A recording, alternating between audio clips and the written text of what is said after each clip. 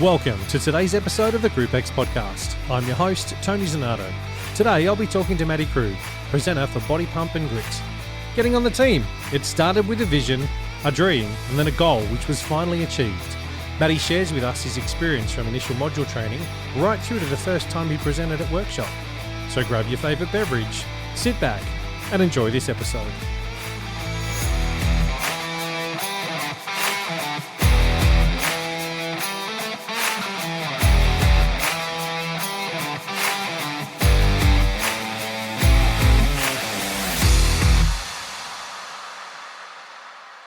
Matty, welcome to the Group X podcast, mate. It's good to see you. Tony Zanotto, thanks for having me, mate. It's been a long time. It has been a long time. We were just saying that, so for our listeners, Matty and I met back in 2012, back in Tamworth. When I started as account manager for New South Wales for Les Mills. I had travelled out there. I had never been to Tamworth before, and let me tell you, I was a little bit not starstruck, but just bedazzled by the whole massive guitar that's out there, for starters. Did you get a photo with it though? I did a selfie. Oh, that's good. Yeah. With your hat on? No, I didn't have a hat. I've always had a bald head, but I've never worn a hat. So. Yeah, no. It's got to be done with a cowboy hat and your Iron boots. Love it, mate. I loved it out there though. It was so green and lush, and everybody out there. I say it's the country, but it's not the country really. But everybody out there was so nice and friendly and accommodating. Yeah. The boy from the city, man, it was nice to actually walk in and go, "Hey guys, how you going? Have a chat." Yeah, no, it is really good. It was a really good place to grow up, and I still love going back home now to see mum and dad, and my sister still lives out there. So awesome. No, it's great. So, mate, how did you stumble into the fitness industry, mate? Where does your journey begin? Oh well, mate, it's been a long journey. It started when I was very young, 18. Yep. Actually, and I'm only in my early 30s now, we'll say. Yeah. So do the math. So country boy from Tamworth. Yep. So originally I had a swimming background. So when I was young, I reached some high levels in the swimming arena. So I was used to like training mornings, arvos, all that sort of stuff. I was competing on weekends. So I was always working out, like structured training and competing on a regular basis. So that's where fitness obviously originally started for me. Yep. And then like the last few years of high school, I was lifeguarding in the summer months. Believe it or not, lifeguarding out in the country. Obviously, we're talking swimming pool here. Yeah? Swimming pools, yeah. I was going to say, hang on, the ocean's not out there. What's going on there? Yeah. Yep. So it was a great job, and done its course in the summer months when I was at school, and when I finished school, I had no idea. Like when I say that, I absolutely had no idea what I was going to do when I finished school. So, like I was on the verge of making it maybe that little bit higher in swimming, but what was I going to do? Waste another 2 or 3 years and maybe make it and work part-time. But I thought, nah, I've got to get into it. So I worked as a lifeguard up until the April of 2007. Now we're going back a few years, aren't we, Tony? Yeah. You're making me feel old, mate. Yeah. So that was up until the April of 2007, and at the end of May, a locally owned gym in town called Club Synergy. Yep. It was changing hands, so the owners sold that off, and a new couple bought that, and they were after the new staff and all that jazz. So one of the jobs that they were promoting was a 2-year traineeship come up, which is quite rare in fitness. Yeah. You don't really see it too much. No, not at all. Yeah. So, that was one of the jobs, and I seen it, and I was like, oh yeah, maybe like this might be okay. Like being a personal trainer could be all right. I like doing weights, and I was used to that training regime with swimming and sort of stuff like that. But not thinking at all about group fitness. Like I didn't even know what that was at the time. Yep. I just thought, oh yeah, one-on-one stuff, personal training, lifting weights. Yep. How wrong was I? Obviously I applied for the job, and I got it. So the rest is history.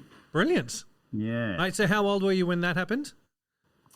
I was 18. 18. Then, so 18. A good early start in the industry. It was, mate. Yeah, spring chicken. So, I sort of had no idea what was going on. So you're out, I can just picture you out on the gym floor, one-on-one PT stuff with your client. You can hear music going on in that room. What were you thinking? Oh, What were you mate. thinking in that room? What are you, what are they crazy people doing in there? Well, yeah, that's how it actually started. So, when I actually first got the job, so say the first 6 months, all I was used for was reception and cleaning. So, That's where we all started, mate. We all started somewhere. Yeah. Yeah, I felt like you cleaning the cycle bike. So that was one of my main jobs. Yep. But yeah, so the reception was like the gym that I started at Club Synergy. The reception was sort of situated right next to the group fitness room. So, and they had like little square windows in there and stuff. And yeah, like I'd always have the morning reception shift and then the Arvo, and I'd be looking in there just thinking what's going on, like because I had no idea what Les Mills was. Yep. And like the gym at that time, it was like, you know, big Les Mills. Like we were doing body pump, body step, body combat, body balance. So it was like there's a whole heap of them back then. Yeah. So and yeah, that was the first time I was actually introduced to group fitness as such, and especially Les Mills. Yep. What was the first program you taught, and how did you go from the gym floor into that room? You'll probably never guess actually what my first program was. I'll give you one guess. I'm gonna say it wasn't RPM. I'm not going to go anywhere near the bike program, and I'm not going to say it wasn't pump either, because if it was pump, that'd be too damn easy. So I'm going to say it's either going to be combat or step. No. I actually thought originally when I first started, I thought it would have been pump. That was a close second, but it was body balance. Oh wow! Body balance, yeah. Okay. Yeah. So I sound shocked, and I am shocked because that's not what I would expect, and not what I thought that would have been the first program that you did. Why was that your first program? Well, it was probably, a good 12 months into me working there, and, I hadn't done any training really. So, if I go back to, how the actual traineeship was sorted, so it was a 38-hour week. Yep. So you do 32 hours in the gym and 6 hours of TAFE. So the first year you'd complete Cert 3. Yep. And then the second year you'd complete Cert 4. So I found that obviously a great way to learn, even looking back now. But yeah, like I said, in that first year, it was sort of, all over the place, because I think, new owners and stuff, they didn't really have too much of an idea on how to utilise me, I guess. Yep. So it wasn't till, probably close to the 12-month mark that the group fitness manager came up to me and said, right, you're going away for body balance. And I was like, what? I'm doing what? I'd probably done, no joke, not even 5 body balance classes. I was like, surely not. Like, I can hardly touch my toes. Was that Kay? No, that wasn't Kay. That was Scott Chaffee. Okay. Yeah. But Kay's still there now. So is she? Yeah. Oh wow. She had a big part of sort of early on in my day. Yeah. Early time mentor. So. Yep. So just talk to me about the TAFE and how that went. So you said 6 hours a week. Yeah. So how it all started was, you do your 32 hours at the gym. So you were learning off PTs and instructors, and at the time we had really a great bunch of trainers and fitness instructors to learn off. And looking back, like I said now, it really helped me. I was like a sponge, so I was just taking it all in. And you could even notice when you did go to the TAFE side of it, you were just a cut above the rest. You sort of knew what was going on because you were in that environment all the time. So, it was good in a way. And then, when we had to get assessed and stuff like that, the teachers would just come to the gym and assess me. So, I didn't really have to do too much of the stuff in class, if that makes sense. So, they'd just come out because I was always in the gym. So, but it was a really good way to learn. And I even still remember my hourly rate that first year. It was $9.90, so I was on the big bucks. No way, mate! You were raking it in. I was. Hey, lucky I was still living at home. Oh, I love that. Well, as we said earlier, we've all got to start somewhere. I wouldn't be here today. Yeah, that's exactly right. So where was your body balance training done at? Was it in club, or did you actually have to head off somewhere to go and do it? No, it was in Newcastle actually. Okay. Down there at the uni gym. Yep, the Forum. Yeah, it seems like yesterday. Yeah. Yep. So that's how long is it from Tamworth to Newey? 3 hours. Okay, so that's not that 3 hours. bad. It's not too bad. Yeah. So you didn't drive home every night. You stayed in town for the module. Yeah. We just stayed there for the weekend. Yeah. Yeah, cool. And how was it? So knowing that you'd done and participated, as you said, in 5 classes, how was learning body balance for you? How was your initial module training? It was really good. It was run by I don't know if you remember Charlene Bailey. Yes. Yep. Yeah. She was she ran that, and that was really good. Like, I said I didn't have too much experience heading in, but I don't know. I seemed to pick it up, like learning the choreo and all that. It wasn't too bad. Yep. Like, because obviously when I first sort of started, I thought pump was going to be the first one that I got sent away for. But when it was balance, it wasn't too bad. Like, I don't know. Like, even I find now that I can pick choreography up pretty much straight away. How do you learn then? Let me ask you that question early on. Are you a visual learner or are you a listen learner? Or do you read it? How do you learn? How do you pick it up? It's changed over time. So when I first started, like, no joke, I'd just be in the lounge room with the pump bar, just doing it off the DVD. Yep. Yeah, no, mate. If I had a bike at home, I would have done the same thing. I was sitting on the couch and pretending to pedal. Yeah. So, but now, now I listen to the music straight away. Yep. Straight up. Yep. Yeah. I'm pretty pedantic with it all. Like, my work ethic's pretty good. So, like, before we have a workshop and stuff like that, I get stuck in. Yep. I don't waste any time. Yep. So with that, let's take you back now to that body balance training. Your first day in there, and you get given your music, because you obviously get given your music on day one back then. Yeah. And you've got to actually do that track. If memory, it's 2 times. Yeah. On a Sunday. Back then, we got 2 different tracks. Yep.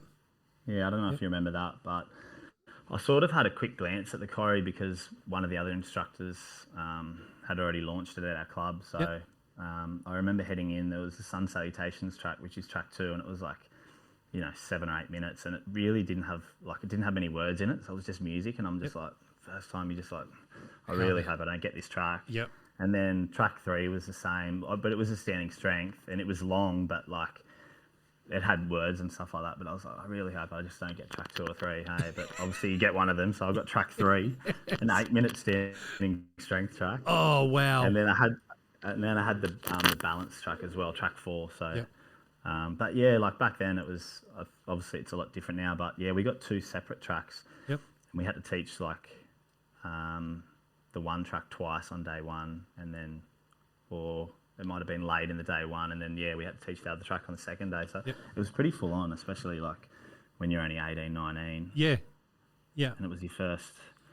I love the fact, as I said earlier on, I love the fact that it was you started early in the industry, so you didn't sort of have any preconceived ideas, or you weren't sort of going down a path and had to relearn stuff. It's all fresh and new for you. So I think that when you look at that, I think you probably pick things up a bit easier, which, as you're saying, you did.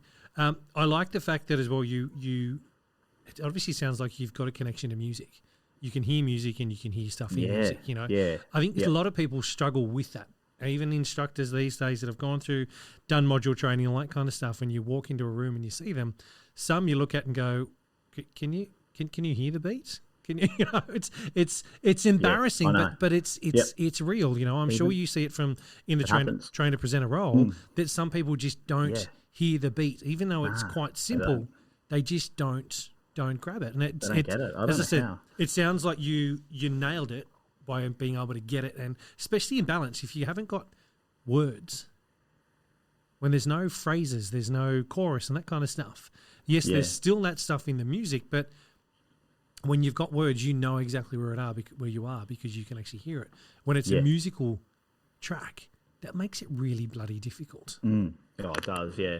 I still remember now one of the balance instructors at the time, he was just like balance isn't too bad to start on because it's a bit slower pace, so you sort of can feel the change coming up, if that makes sense. Yep.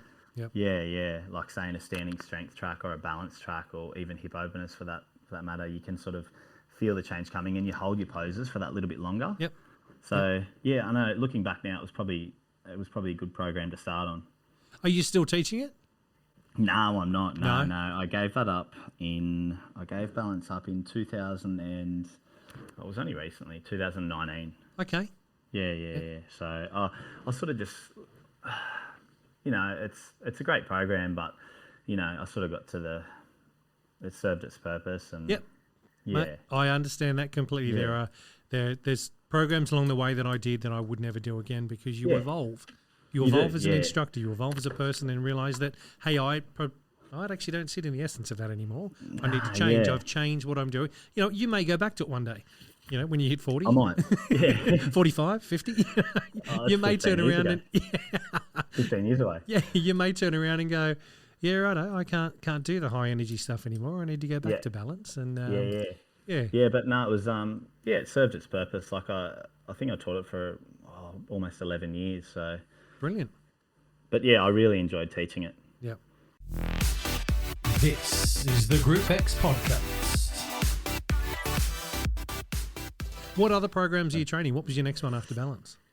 Well, yeah, going back to when I first got sent for balance. So, like leading up to that, like I said, it was probably almost 12 months I was in the role of like the traineeship for, and like it was just like bang bang. So like one weekend I went to Newcastle for body balance, and then dead set the next weekend I was in Orange for body pump. Holy crap. Yeah, I know. Wasting no time. Yeah, let's go. Let's get them under. Wow. Yeah, so that was a full on, 2 or 3 weeks. I can Especially for understand that someone completely. that's, yeah, I know. So where was Pump at in Orange? Which club was that? Orange. Oh, it was at the women's only gym. If I remember correctly, it was sort of out of town a bit, because we did this run and it was sort of we were running on farmland. I think I remember which one it was, but anyway, Yeah. how was Pump? It was obviously complete different program to balance, completely different format, style, all that kind of stuff. How was your experience with the initial modular training in Pump? Pump was really good. So like I said, I had to back up the following weekend, and that was with Big Jacko, main man Music. Main man Messick, Yeah, so the legend that he is. Yeah, he is. Hey? Still got to So try he's and get been- him on this podcast for a chat. He said no first. We need to work on that. Really? Yeah. Why? Wants to be a private man for some reason. I think. Yeah, we he need to- does. He's a bit shy sometimes when it comes to social media. I think I need to and stuff. I need to have a conversation with him and just record it without him knowing. Yeah, I reckon. Hey, yeah, but he's been a great mentor for me over the years. So Awesome. I've had Jacko for a lot of training modules. So Yep.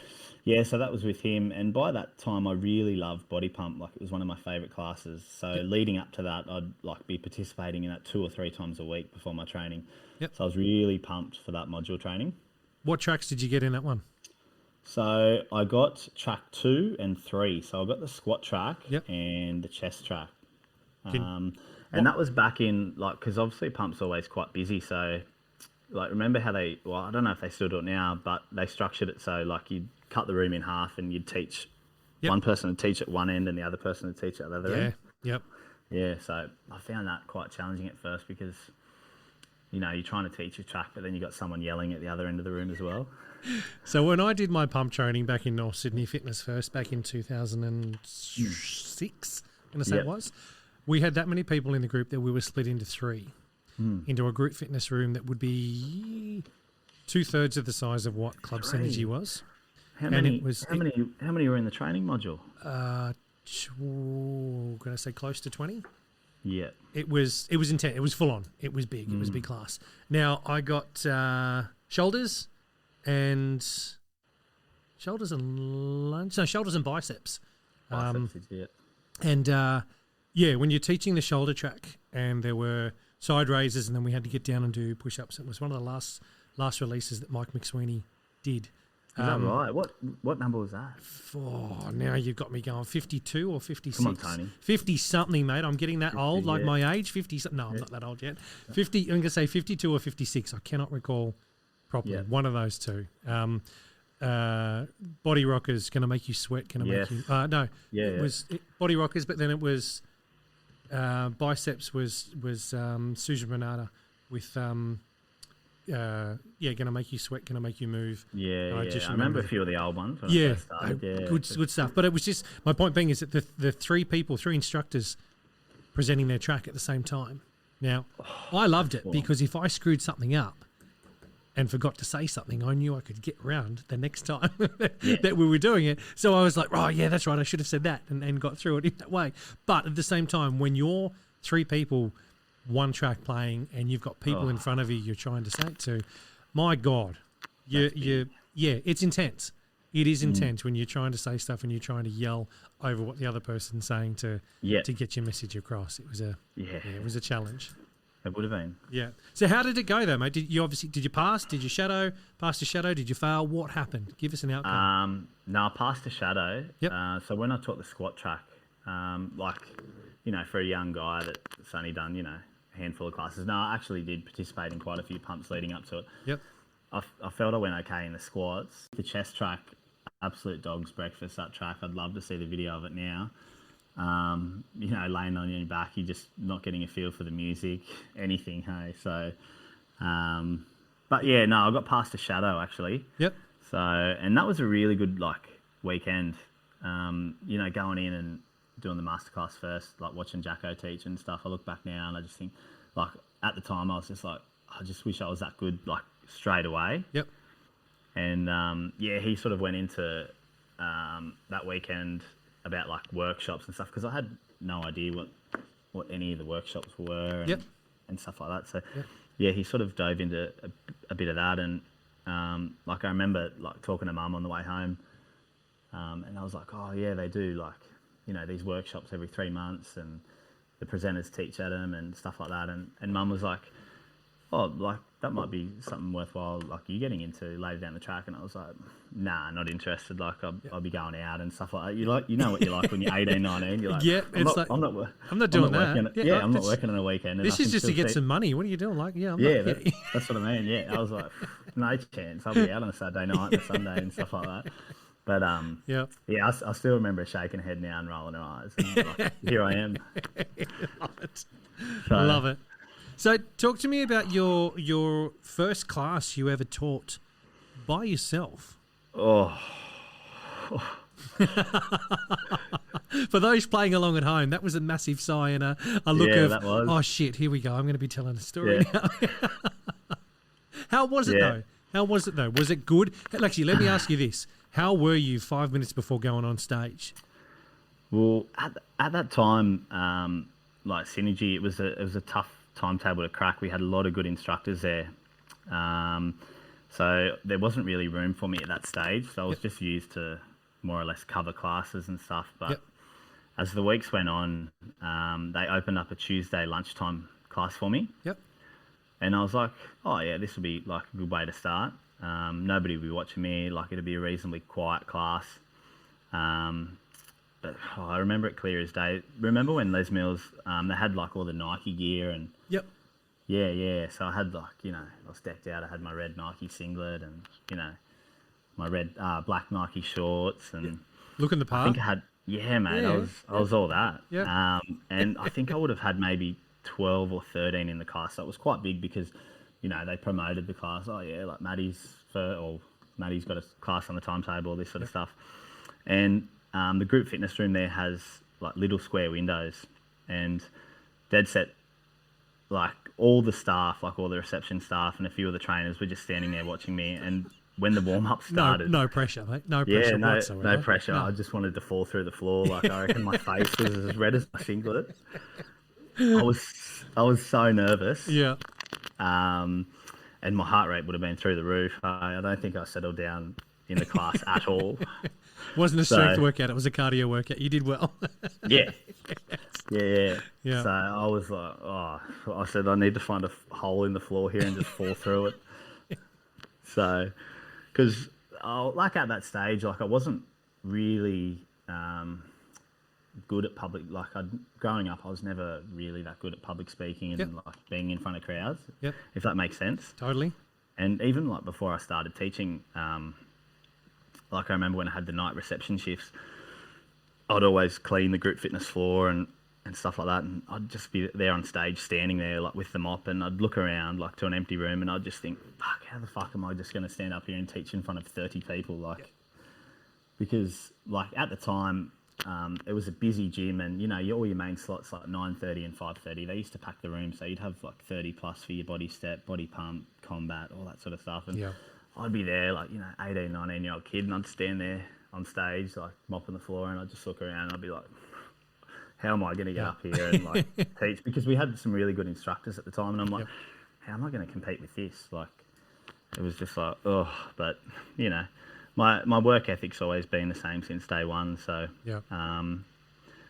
I just found the best way to prove your value is to work, to learn, to absorb, be a sponge. So, I learned a lot from the instructors at the time there. So it was really good. So can you remember press and play? Can you remember much about that first class, whether it went well, it landed, they were supportive of you, or did you get people going, dude, what was that? They were pretty supportive. It was. Yeah, I remember parts of it. Hey, I remember the warm up clearly because we got where the stage is situated at Synergy there's a mirror on the back of the room, so you can just see yourself on stage there. And like I said, my face would have been as red as my singlet, and and even like after the class, I you look at yourself in the mirror, and I had this like red rash all over my neck and my face, and I'm just like, you know what it's like when you first start. You're just like, no. I will never ever forget my first class. It's that moment when you're up there in front of people and you realise, because I had a shadow for God knows how many weeks. I wasn't allowed to teach by myself, but even the first time I shadowed and I was up there in front of the people, because I was the second row on the second bike, that was my spot over there, not up here. And as soon as I moved from there to here, and then all of a sudden you had 42 people in the room and there's 84 eyes staring at you. Oh, yeah, it's daunting at first. It scares the living shit out of you. Let's be realistic. It's a moment of, holy crap, what am I doing? These people are all watching what I'm doing. I got to make sure this is on par, because they're used to. Well, at that stage for me, it was Shannon Cleary back then, and it was like they know they're expecting a high quality experience, and if I screw it up, they I remember people turning around going, "Hey, this isn't a training ground. What are you here for?" As rough as that can be, and as honest as that can be, but we all start somewhere. Yeah, we all start somewhere, whether it's that moment of, as you're saying, you're red, blotchy, you're as red as your shirt and nervous as all hell. We all, I think every single instructor has gone through that and gone, you know what, yeah, okay. It's in the early stages, and I said this recently to, I think it was probably Marlon when I was chatting to him recently, that it's very much all about us as instructors in the first 6 to 8 months, even 12 months. It's still much us. Because we haven't found our groove yet. We haven't got that place of going, yeah, cool, I'm cool with this. I'm confident and comfortable in what I'm doing, and now I can turn it around and make it about you, the participants there. Because in the first early stages, you're still learning your choreo. You want to make sure you're getting it right. It is for them, but it's a lot about you making sure that what you're delivering is up to scratch for them. Up to standard, and is that level. It's that moment when you realise, it's actually not about me, it's about them. And you have that pivotal point when you turn around and go, yeah, okay, you know what? I'm confident in what I'm doing here.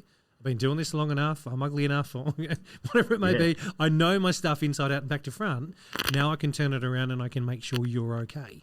So if I screw up the choreo for a second, it doesn't matter.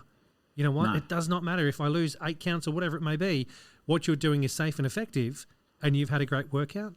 That's what it's about. You come to this class for whatever reason you're in that class. That's the main thing. That your attention when you're in here is it's all about you, as in your participants that are out there in front of you. Definitely. So, definitely. But I remember, like, even your first few classes, even if you had 30 people in front of you, you wouldn't even remember what their faces looked like because you were just too focused. On they all blur into X, Y, Z out. Yes. There's a whole lot of them, but I'll be honest and say I cannot remember a face at all. Yeah. I can't even remember Shannon's face sitting right next to me on a bike next to me, Yeah. Big, gorgeous blonde woman that she is. It was like, I don't even, I just remember looking at what I was wearing going, dude, what are you wearing? what, look at how fast your legs are going. What are you doing here?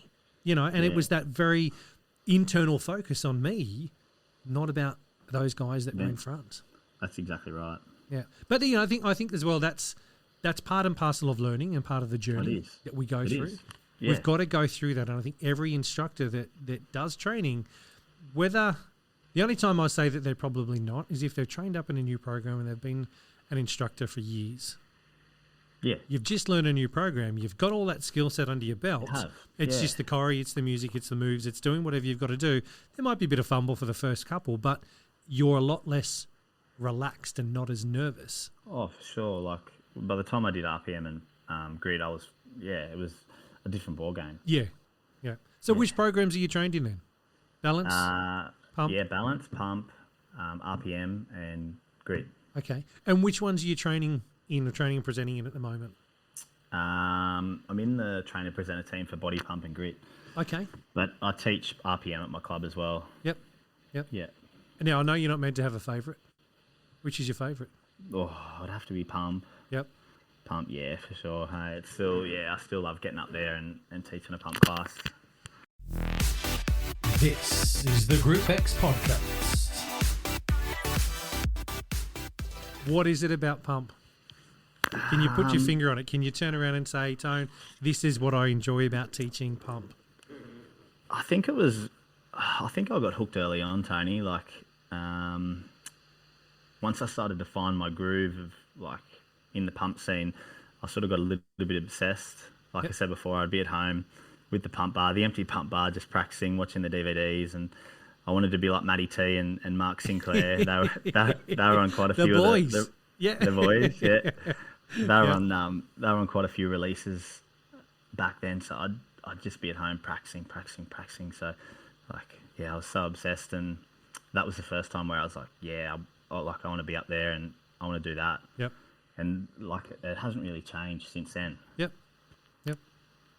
I like hearing that. It's honest, it's raw, it's you. Yeah, that's why I appreciate having the conversation and asking the question, because it's I think everyone teaches for a different reason, but it's a similar reason. If that makes any sense to anyone out there, please let me know what I just said. No.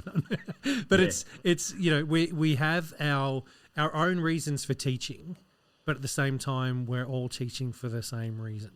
It is, yeah. Yep. Just to inspire others. Yeah, mate. It's. I love the fact that there's people out there that inspired you to do what you're doing. Yeah, definitely, and that hasn't changed now. Like, when we had the live event this year, and it was just incredible being up there with everyone and looking out and seeing a sea of people. Like you just don't know where to look. You got the cameras, and like it was just. Can you remember the point when you finally got to relax from teaching? And when I say relax from teaching, from going from that nervous energy of to, you know what, I'm here, I'm doing this. Yeah, it's a performance, but I'm coaching you guys as we go along.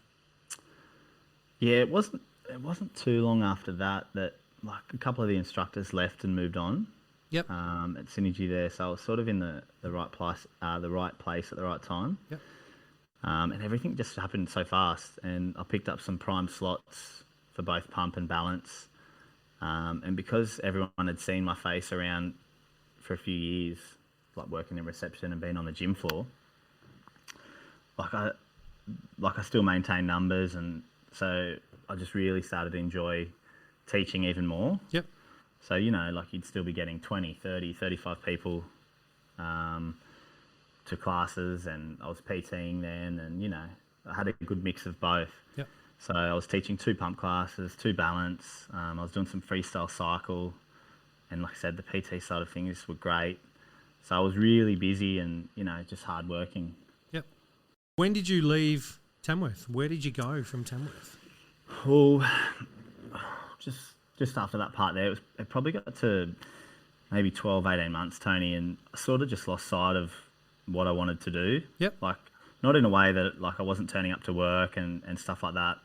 But I don't know, I just dropped the ball a little bit. Like I wasn't practicing as much, and I thought like it wasn't as if I thought I was too good. Like I've never been like that, but I just thought, like I'm all right at this, and like I was just going through the motion and just coasting through week by week. Yep. And it just felt like I'd reached my potential where I was. Yes. Like I got to a point where I didn't know whether I still wanted to be in fitness or not.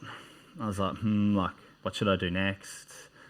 and that probably went on for another 6 months or so before I decided to move to the Central Coast, where I reside now, which was a pretty big move for me at the time. I was still only 24, and leaving a good job, like first time out of home, and moving to the coast where I hardly knew anyone. I had to start from scratch. Yep. So it was a big move, but looking back now, it's probably one of the best things I've done. Yep. But it was really, really hard at the time. But I was keen for a challenge. Why the coast? Out of all the places you could have gone, why the coast? Why was what was drawing you to the Central Coast? My mum's family, mum has a lot of family down here. Yep. So we'd always come down here, like in the school holidays. Like we've got cousins, aunties, uncles. So yeah, that was a little bit of a draw card. I had a couple of mates move here sort of just before that, but yeah, like I said, I just sort of wanted a challenge, and yeah, I'd sort of reached my potential. I'd reached my potential. Yeah, more opportunity, I guess. Yep. Like, you're close to Sydney, even though I wasn't really interested in moving to Sydney as such, but it's only just down the road. Yep. It's only an hour, and yeah, it's really good here now. I love it. Like, I couldn't see myself anywhere else. Yep. And that was in the June of 2013 that I packed up and moved down here. Yep. And I started at a gym called Genesis in Gosford. Yes. And that was a really great gym at the time. We had a great group of boys that were really welcoming to me when I first started, because it was really tough. Like I said, I went from being the face of the gym, or being busy, teaching in prime slots and PTing and stuff like that, to starting fresh. So you're rocking up to work and doing nothing.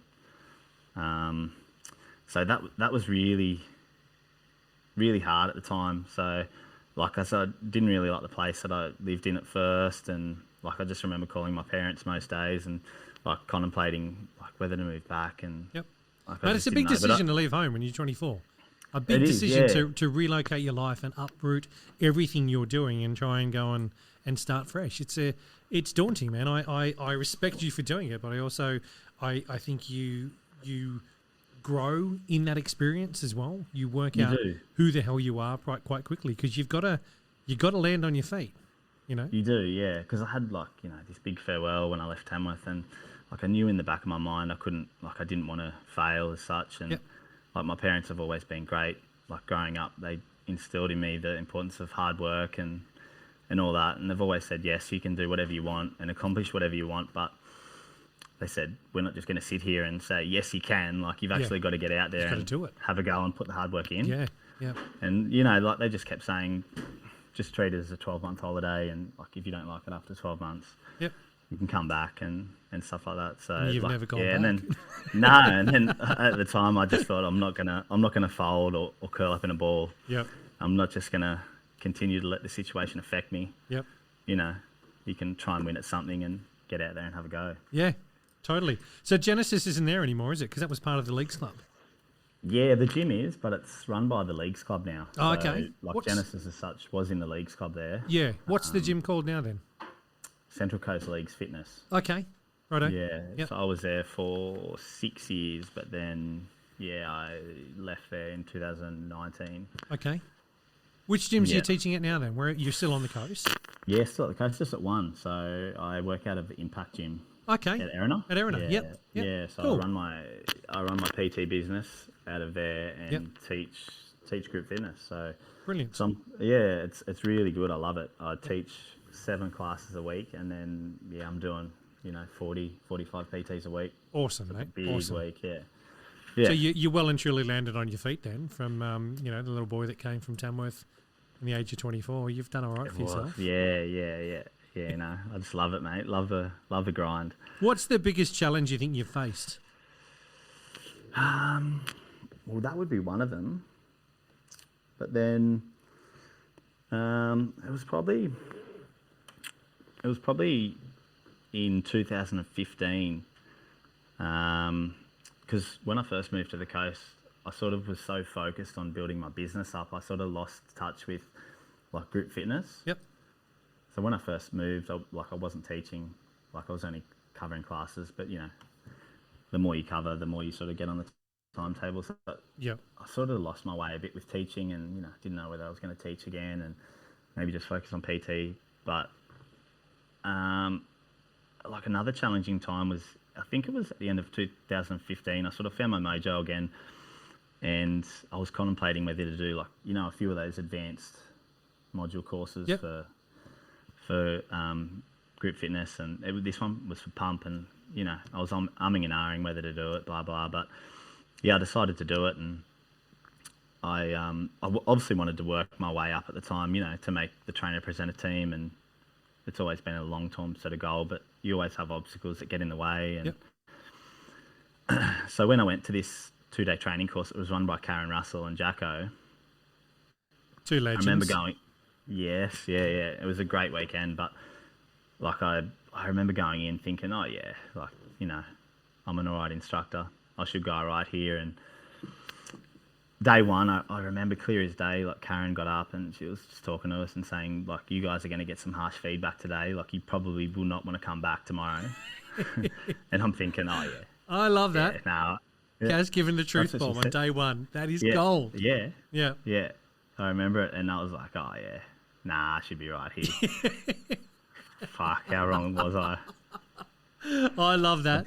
No, mate, I'll be right. I'll be sweet. I was dragging my chin out of the gym on day one. Yeah. And not wanting to go back as well. She told you. She told you. I got absolutely hammered, belted.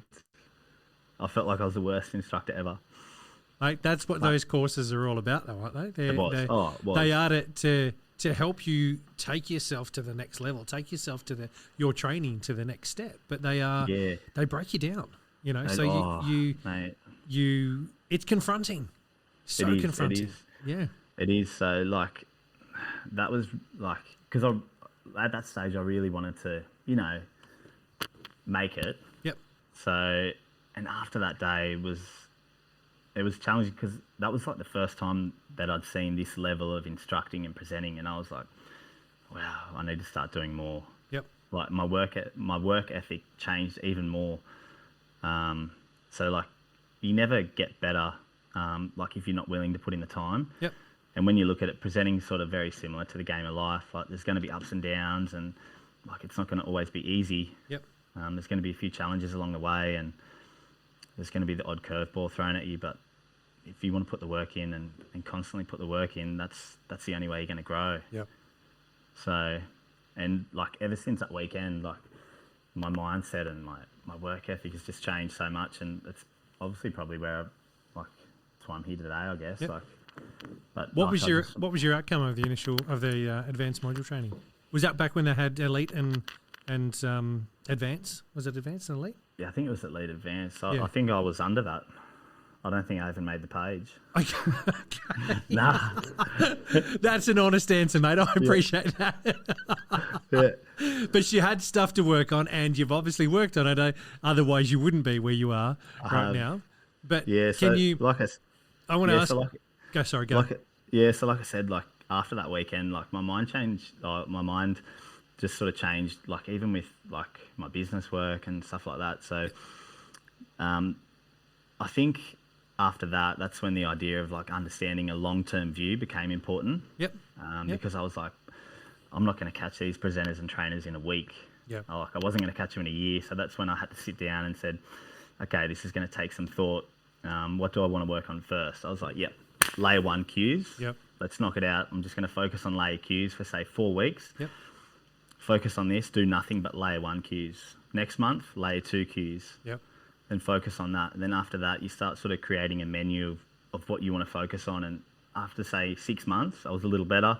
9 months, even better again. And then 12 months, and at the time I'd get to the gym before I start work and practice. In my breaks, practice. Yep. I'd watch the master classes and have the music on while I was training, just practice. I sort of become, again, a little bit obsessed and knew I had to put the hard work in if things were going to change. Yep.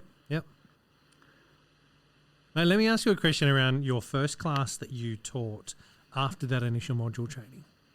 Sorry, not after the advanced module training you did. Can you take yourself back if you can and remember that first class? Sorry, what was that after the advanced? After the advanced training. It was just such an eye opener because, like I said at the time, I wasn't really focusing too much on my teaching. So like I would have been all over the shop, you know. This is the Group X podcast. I know, like looking back now, like before I did that course, like I must have been looking at my choreo and it must have just looked like scribble. And like when I was at the course, like Karen's just got behind me and belted me across the head with the bar. And then like that's it, Tony, ever since then, like it's just opened my eyes so much. I'm just like, yeah, like that was like I said, the first time that I'd seen that level of you know, presenting, and like that just changed and for all programs as well, not just pump. Like I was just like, wow, like I was so happy that I did it. Yeah. So you put in the hard work and you went and trained and you're always looking at your choreo and nailing it and doing it. I think my chat with Marlon just recently, he sort of said the same thing, but when he was doing combat back in the States, he'd go into the gym on a Sunday morning and have 2 hours worth of music and he'd just hit play and record himself. Have the camera set up in the room and just go and do it and do it and do it and do it and then sit back afterwards and assess. Yeah, that's when I was listening to his one, I can relate to that because that's what I do. Yeah. Like before workshops and stuff, I'll like put so many hours in and like I'll video a few tracks but I'll watch it 3 or 4 times and go over it and be like, oh, what can I work on here? What can I work on there? Yeah. So like everything Marlon was saying in that one the other week, I was like, that's me. Yeah. Because I'll get in there. You know, if I've got a 2-hour break through the day, I'll just go in there and practice in front of the mirror. If you want to be top of your pop, top of the game, you've got to do it. You've got to get in there and make sure that you are nailing your craft. You know, you can't sort of go, oh yeah, the thing that still baffles me is instructors get their music on a weekend and go and teach it on a Monday. Yeah. What? Yep. No, flat out no. You guys, when you're training, when you're presenting at quarterlies, you get the music, not the day before. You've had it for about 3 or 4 weeks to actually go and make sure that when you deliver it, you're on point. Yeah, you're delivering it the way it should be. There's no instructor in this world that I believe can get their music from a quarterly workshop on a weekend and then go, Monday morning, 7 o'clock, let's go. I've got this. You just can't. It's a dog's breakfast if you try. It is. Yeah, like it took me a while to realise that, but yeah, if you want to elevate yourself to the next level, like in anything, not just presenting, it's simple. Like you do the math. You think how often, like, are most people practicing and training? Not much, are they? So like if you want to be a great instructor, like say if you practice 30 minutes a day, or maybe like an hour every 2 days over a course of a year, how much better are you getting? Hell yes. Like most people might do a bit of practicing here and there. Every quarter when the new releases come out. You do the math on that. It's not going to get it done, is it? No. Look at guys that are Olympic swimmers or Olympic boxers. Yeah, it's exactly the same. They're training for hours and hours every day to master their craft and make sure that what they're doing is up there. That level, that standard is up there. And I think the instructors that just go and, oh yeah, cool, I'll just look over my notes here, go and teach. Are they really invested in what they're doing? No. Nah. Yeah, so like, I worked out if you're obsessively practicing every day or every few days, like over a course of a year, over like 2 years, like you're making massive leaps. And like how fast do the years go now? Flies. COVID, when was that again? You know, it's messed everyone up, but it's this year. We were just talking about it at work today, this year alone, 2022. We're in November. I know. How the hell have we gotten here already? Oh, Merry Christmas, Tony. Yeah, same to you, mate. Same. Yeah. As my daughter reminds me, Dad, it's 5 weeks. 5 weeks till Christmas. I'm like, how many? What? Nah, surely not. Shut up. No. I haven't done Christmas shopping yet. No, just surely not. It's got to be 6 weeks or something, isn't it? Close enough. Yeah. Comes home so excited. She would know. Yeah, of course. Santa's coming. Yeah. Love it. So tell me a bit more about your journey, mate. Tell me a bit more about what you're going through at the moment with your training, and give us a bit of, actually, what you can do is give us some information on how the trainer-presenter role came to be. Yeah, well, that was late 2017 that all started, Tony. So we got an email. saying if we'd completed AIM 2 training, you could apply to be on the trainer and presenter team. So, like I said, I think I read the email 10 times to make sure it was to me. I was like, this is my chance. I can actually make it. Yes. Mum, So, guess yeah, what? yeah. I think I rang her straight away. Excellent, mate. Excellent. Yeah. So this was a 3-step process, like massive. So step 1, we had to video 1 track in our club and send it off. So I videoed the chest track, and like I said, that would have been late 2017, and we didn't hear back till early 2018. And in the March of 2018, it was step 2. So we had to go down one of the city gyms in Sydney there. Can't exactly remember which gym it was, and I can't remember which trainers were there either. But we had to present 1 track there.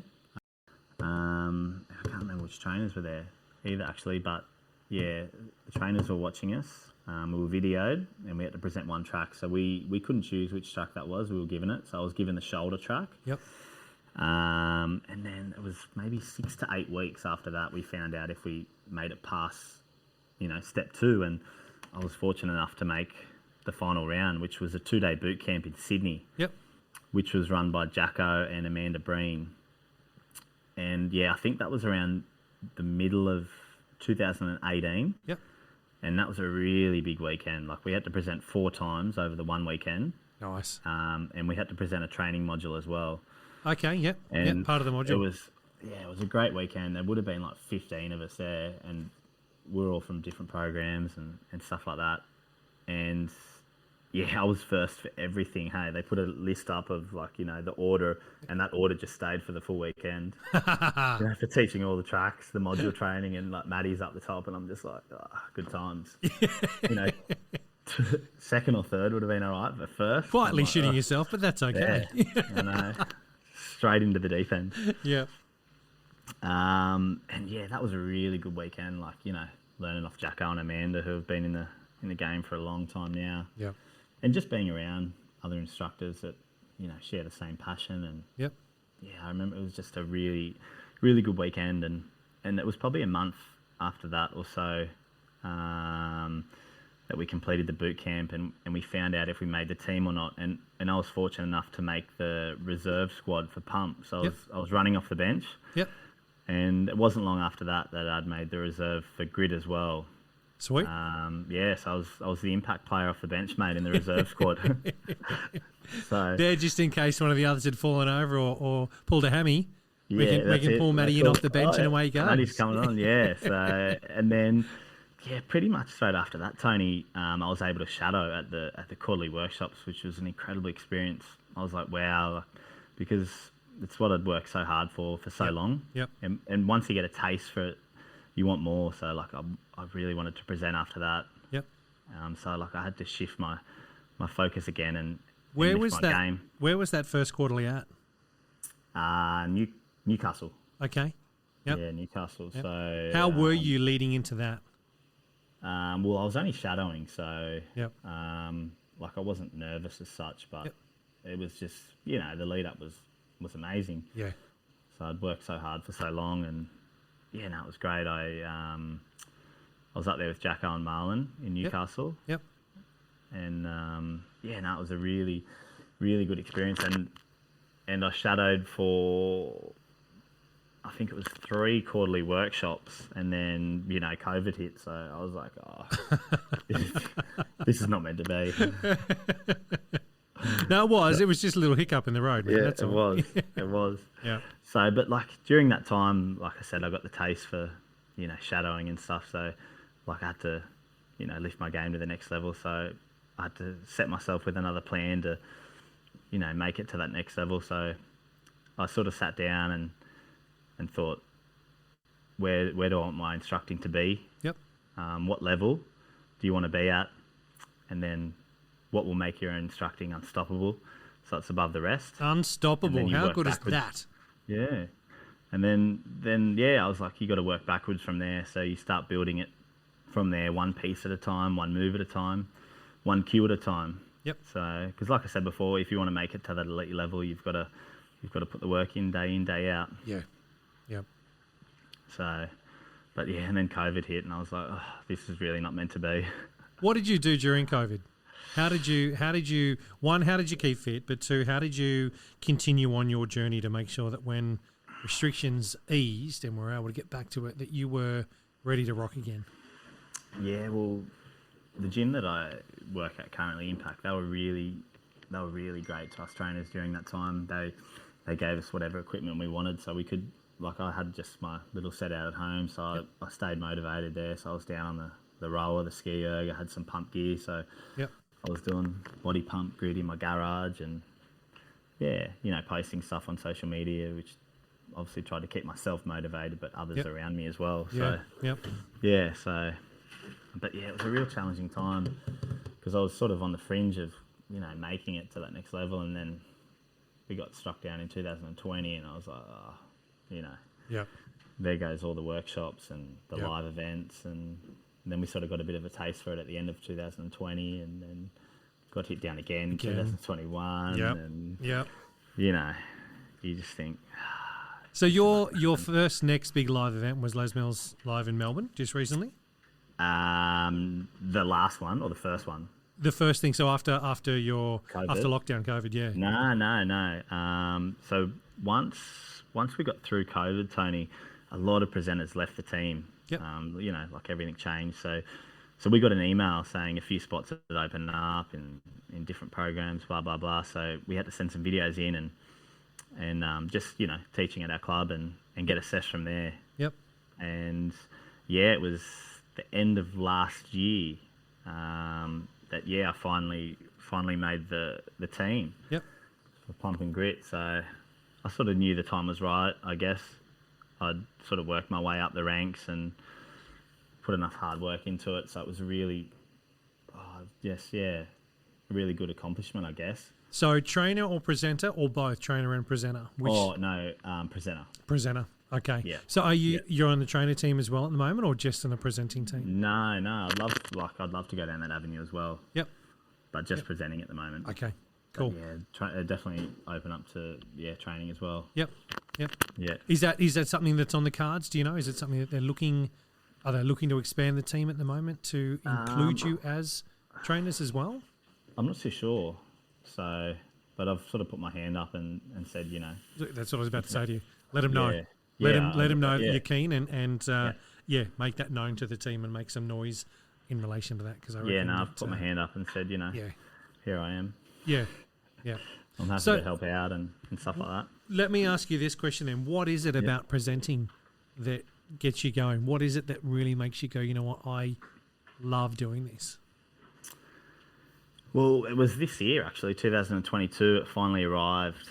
I finally got to present at my first quarterly workshop, which was an amazing feeling.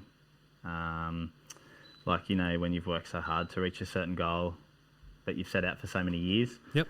And, it's sort of, you think back to when it all started in Tamworth and the years start rushing through your mind to the place where you are today. Yep.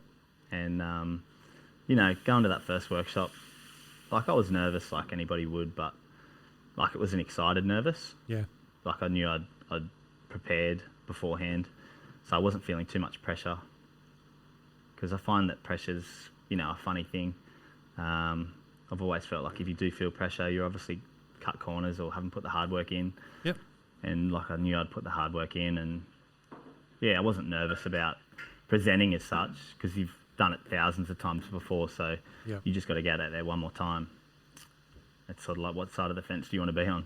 Yeah. You want to be nervous in those situations, or you don't want to be nervous in those situations? Yep. So the confidence all comes from the preparation. Yep. But it was an amazing feeling. I got to present with Jacko. Yep. Funny enough, you think back to when I did my module training back in Orange in 2008. Yep. And here we are in 2022, and at my first workshop where I got to present with him. So that was a pretty great thing, hey? Yeah, hell yeah, man. When you've had that goal, you've set that goal, and it finally comes through, and you're up there with the guy that trained you. As a mentor. I mean, Jacko is an amazing mentor in that regards as well. And to be on stage with a guy that oozes that confidence and has that ability to connect in a room as well as he does. That's huge, man. That's nice for you to be able to share that moment. Yeah, it was. Yeah. Yeah. And I taught grit that weekend too with Eve and Corolla. Yep. So that was jam-packed weekend. So we taught on the Saturday and the Sunday. Awesome. Yeah. So that was a really, really good feeling, and it's good to finally make it. And you look out, and I don't know, the hard work sort of all pays off. Yep. At the end of the day, but you wouldn't change anything as well. Yep. Like I put so many hours into learning Corrie and watching videos. Looking back at that AIM course that I did in 2015, that's when videoing becomes so important. Like when I started videoing myself, you can sort of sit down and break it all down and be like, what can I work on this track and this track? And it just opens your eyes. It's whether or not you want to just take it to the next level, I guess, Tony. Yeah. Yep. That's all it comes down to. But that's like with anything in life. So tell me your why. Why do you teach? Why do I teach? Like over time, Tony, my goals have changed. So like when I first started teaching, I think back, I was like, I just want to be the best, like the best ever. I want to teach this class. I want to teach that class. I want to teach at this time slot. But just going through the first few years, like wanting to be the best, the greatest. And as you start moving through your journey, you sort of start understanding that those things are very superficial things, and everyone has different opinions on things. Like it doesn't matter what you do. Like you could be on every filming event that year, or present at every workshop. There's always going to be opinion on who's the best. Like everyone has different opinions. So I started understanding maybe like that's not the most important thing. Maybe the most important thing is how do I grow as a person, and how do I help other instructors to be better? So that was the first change for me. And then as you start moving further through it, become more about how are you inspiring others to find themselves. I find that's the ultimate goal. Like, you could lead a Les Mills live event and, present the following month. Like that's great, but those things come and go. Yep. But what stays is how you use your passion and use that to inspire somebody else to create their passion. Yep. Then they can pass that forward onto the next person. I find that's what makes true success. Yep. Yep. Yeah. So I like it. It changes over time, but in a good way. Yeah. Yep. So let me throw a question at you then, which I've asked everybody, and I'm going to ask you as well. What bit of advice would you give to an instructor wanting to improve what they're doing? Oh, don't value being misunderstood. Yep. At the end of the day, it's just going to kill you. Yep. For the first few years, I found that, you try and be like the face, you try and keep everyone happy, and like at the end of the day, nobody really cares, and you're going to be misunderstood anyway. Yep. So. Mate, that's huge. Yeah. That's I haven't heard that yet from anybody, and I appreciate that, because I think that's bigger than a lot of people realise. When you break it down like that, you think, you sort of got to listen to it a few times, and then you think, yeah. Say it a couple of times to yourself and sit back and go, wow, okay, yeah. There you go, yeah. Don't value being misunderstood, because at the end of the day, I think you're just going to do your head in. Yeah. So, I like it. I like it. That, mate, I'll be honest and say I think that's the most powerful response I've had to that question so far out of the 35 whatever I've done now of these. I appreciate that in a big way. Thank you. Oh. Thank you. It's landed with me, and I'm sure it's going to land with a lot of people listening. Yeah, I hope it does. Like, I hope it does. It's just all about inspiring the people next to us, I guess. Yep. It's how like we can share stories with people around, that challenges them to look internally and learn things like process and how to navigate their way through things in life, and how you can create that to push everyone forward. Yes. As such, that's what we should be focusing on more. Yeah. Yeah. Matty, thank you so much for your time. Thank you for coming on the show and having a chat to me, mate. I do appreciate you spending almost 2 hours of your evening chatting to me and letting us know and share your story, mate. It's been great. That's all right, Tony. Thanks for having me. We're well overdue for that airport beer, aren't we? Yes, we'll make that happen again soon. Yeah, we'll have to. Yeah, wherever it may be.